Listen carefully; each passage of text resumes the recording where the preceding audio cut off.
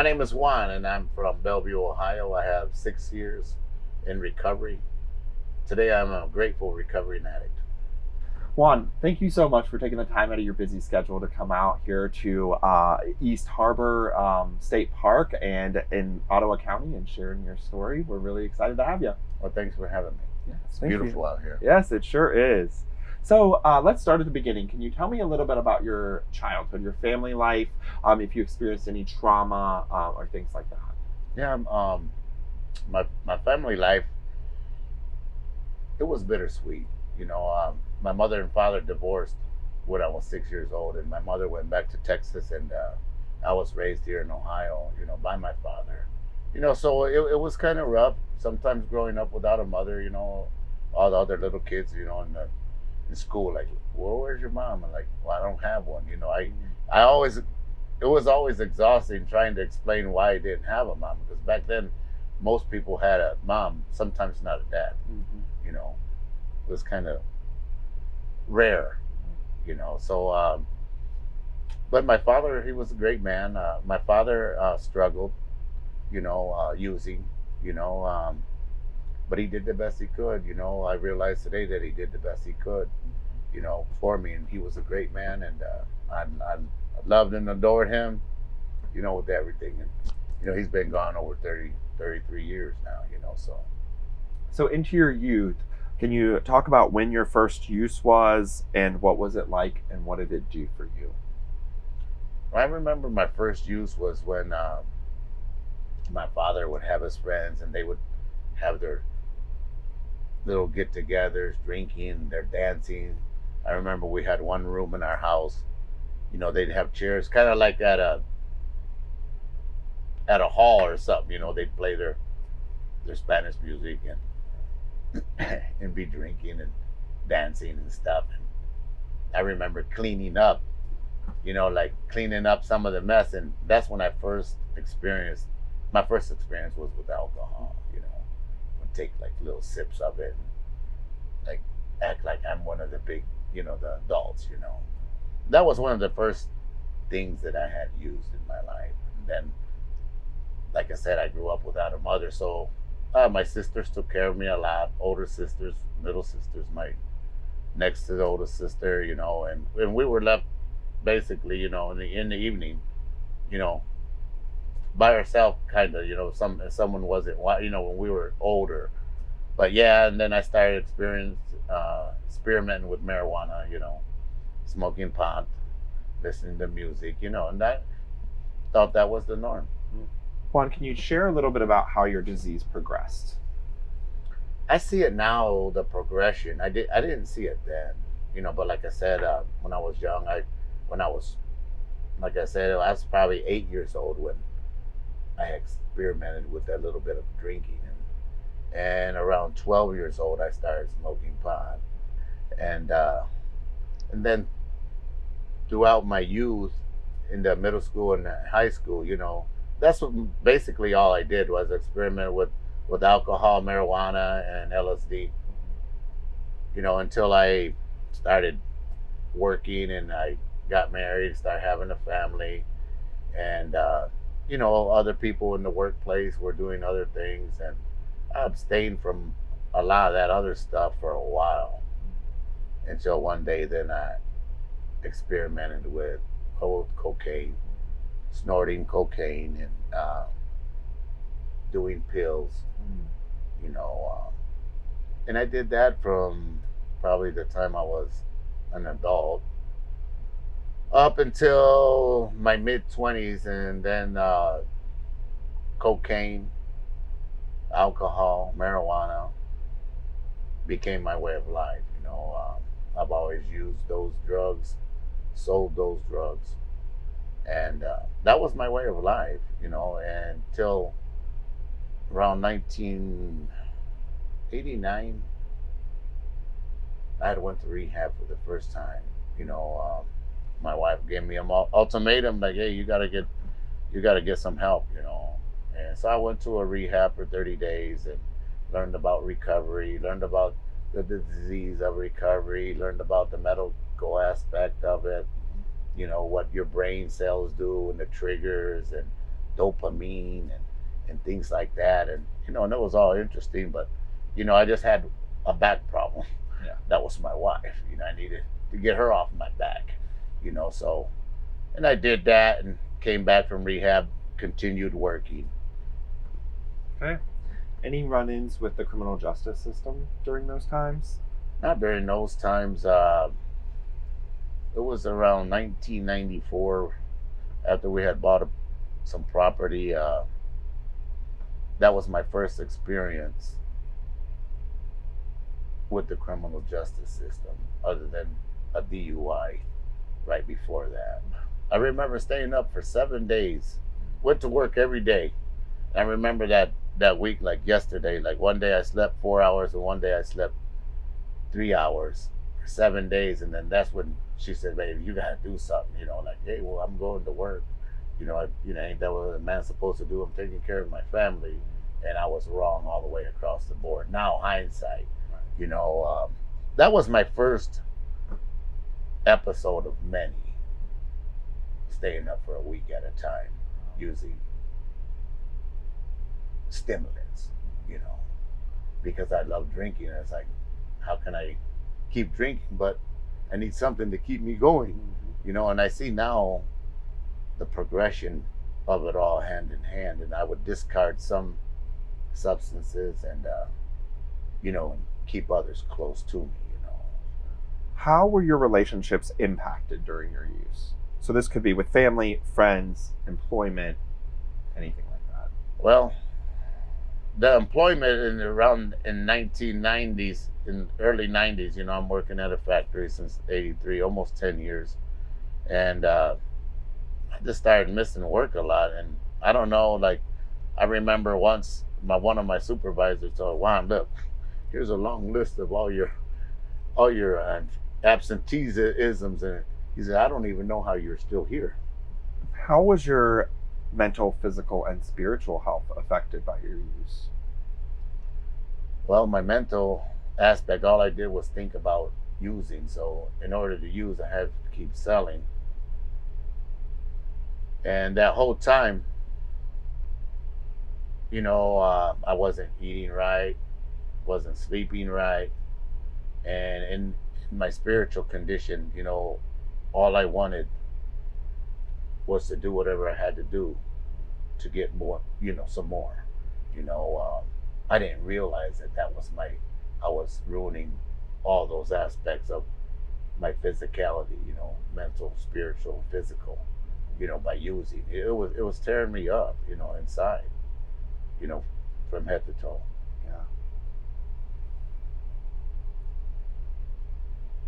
At what point did you have that moment where you were, "I have a problem"?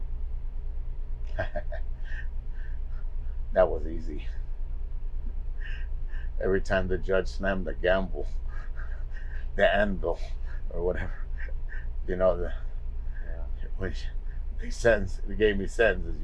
Unfortunately, I have served 3 prison sentences, 2 in the state and 1 in the federal prison. And the last time I was in the federal prison, I was there in, got transferred from Ohio to Pennsylvania and then to West Virginia. And I realized that, all these highs are not worth all these lows. All the pain and anguish that I put my family through from me being absent. I wasn't there to provide for them. I wasn't there to love them. I wasn't there to nurture them.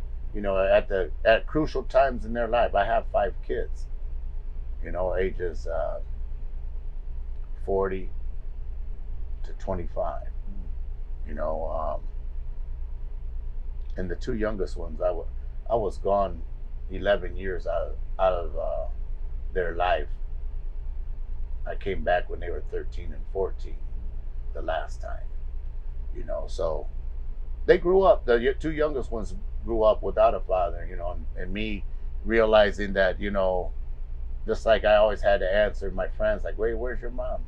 They had to answer, "Hey, where's your dad?" The humility and anguish that I put on them that I had overlooked all those years. And after that last prison sentence, I realized that I got to do something, that I do have a problem, and it's not just selling drugs. How has your employment journey changed in your recovery? Well, my employment journey was, great. Like I said, when I first came back from the federal prison, I was in the halfway house for a little while, and then they let me go to like what they call home confinement, to where you have to call before and after, have itinerary, one of the first things I did while I was there in the halfway house in Columbus was get a job, and there was a company that reached out to actually people coming from prison. They promoted, hiring felons, so and that was great in itself, and they gave me a great opportunity, and I worked there, till I was off the 6 months, probation, coming from the prison, and then I got to go to my sisters in Bucyrus, and so I drove every day from Bucyrus to Columbus every day, over 65 miles as it actually was. I was just grateful, to have a job, to be free. So certain people didn't want to give you a chance because, we're long shots, it's like rolling the dice, but sometimes you get lucky, and there are people who really want to make a difference in their life. So they stay committed. And I got a job working in the factory, and I delivered pizzas. I had two jobs, and I went to my meetings. I still, I put my recovery first, and I put my life around my recovery. A lot of people get it confused and put their life first and put their recovery around their life. And then they find themselves at a disadvantage sometime in their life because they didn't put what's most important first, was them and their recovery, But yeah, people started giving me opportunities, and I was making great money, And then I had an accident and became disabled, But yeah. With your accident, can you talk a little bit about if you had to use substances to help you through that while you were in recovery, and how that affected you? Well, I believe in total abstinence. I don't like taking anything like Tylenol, ibuprofen, even the over-the-counter stuff. Never liked taking that stuff. But talk with other people in my recovery net, my support group, and I had a major surgery. I was in major pain, and like I said, at first when they come around, I'm like, Juan, would you like something for pain? No, and they come around a couple times. Juan, you want? No. And then I'm like, where's the lady at? I need something for pain. I had to accept the fact that, hey, in order to recover, your body has to go through what it's going in, and you do need. That's what pain medication is actually prescribed for, actual pain. And that's how we first embark upon it. A lot of us, is because we were in severe pain, and then we realized, hey, we need this, but yeah, I took it accordingly. I never abused it or misused it, and I got through it. Awesome. So what does your recovery look like today? Today, my recovery is beautiful, just like that water in the lake and the island in the background, these rocks. It's a beautiful sight. And that's what my life is today in recovery. I don't even know if words could describe what my life is like today, because that might be an injustice, but my life is beautiful today because of the recovery program that I implement in my everyday life. I could go into details, but every day is a gift from God. And every day I look forward to staying clean every day, all day long. just like it's beautiful there. My life is beautiful today. It's not traumatized by addiction anymore. Every day, I have there's a story about those cats, but I have two cats that I love dearly, and I've always been a dog person. That's one of the things that recovery has gave me. It's opened my mind to new possibilities.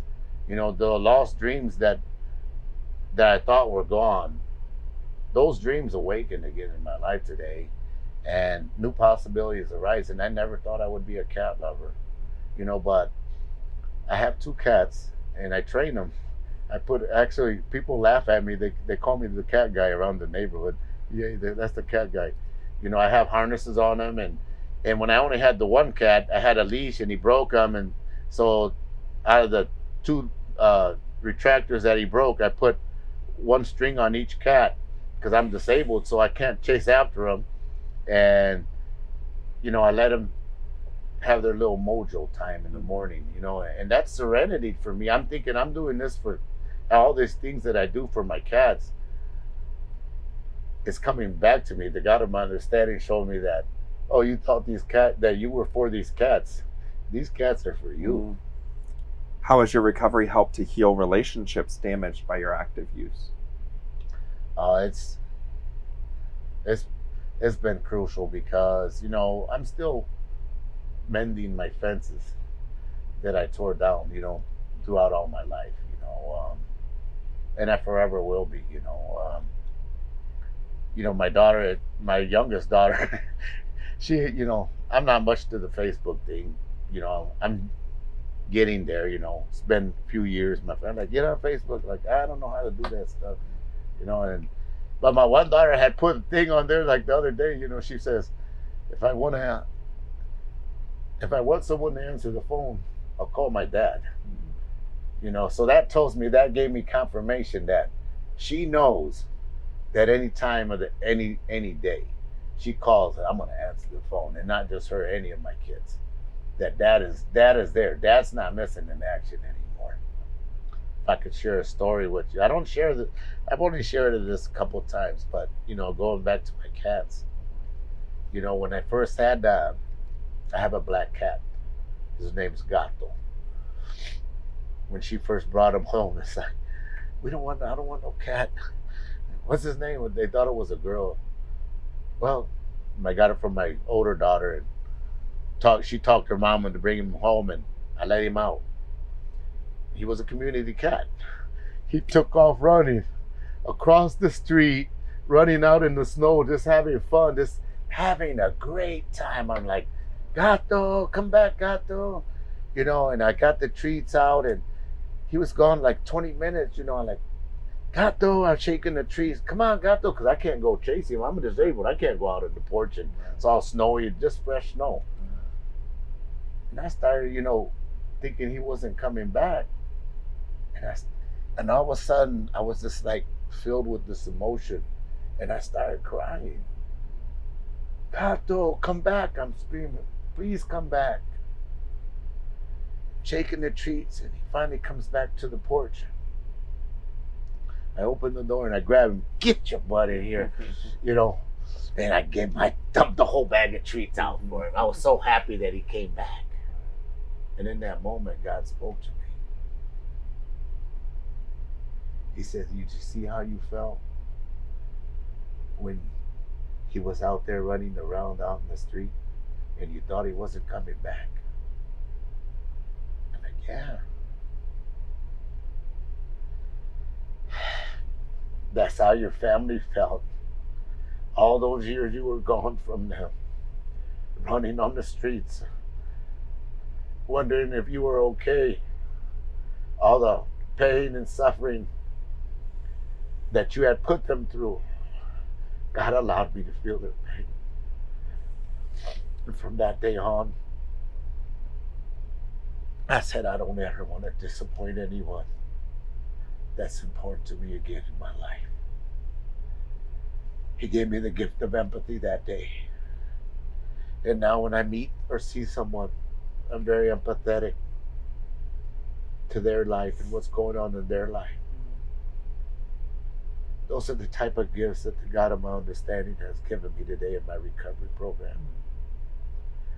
When you ask how my life is today, like I said, it's beautiful. I can't describe it because spiritual gifts that were given are more impactful and more empowering and more powerful than all the money and drugs and good times I could ever have had in my life up until now.